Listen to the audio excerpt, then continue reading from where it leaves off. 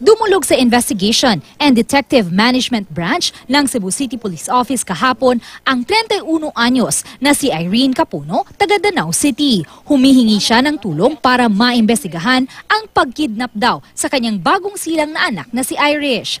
Ayon kay Irene, magkasama sila ng kaibigang si Chera Jade Quizon na nagpunta sa Cebu City para magsindi ng kandila sa Basilica Minore del Santo Niño. Nang pauwi na sila, dumaan daw sila sa Cebu Metropolitan Cathedral para magbanyo. Doon na raw tinangay ni Chera ang anak ni Irene. Ang gawas siya, gigana niya akong bata. Be, ako na sa Irene, be. Pangihinga to sa CR. Wagay usa ka minuto, sir. Wagay mga minuto na. Pagawas na ako, nagsige na ako gaano, to diri akong kauban. Nag-alala ngayon si Irene sa kalagayan ng kanyang anak. Nakuhanan pa ng CCTV ng isang establishmento ang sospek nung araw na tinangay umano nito ang sanggol. Buhat niya noon ang sanggol. Walang tilabti akong anak ba?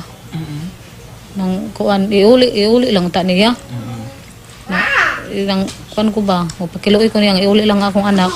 Nakikipag-ugnayan naman ang Cebu City Police sa Danao City Police para sa paghahanap sa sanggol. Sa iyang modus operandi, iyang amiga sa ang kuan, no? So basig nga ni sa grupo at somehow ma-identify na to, ma-operate na to. Luan Merondina, Nagbabalita, Pilipinas.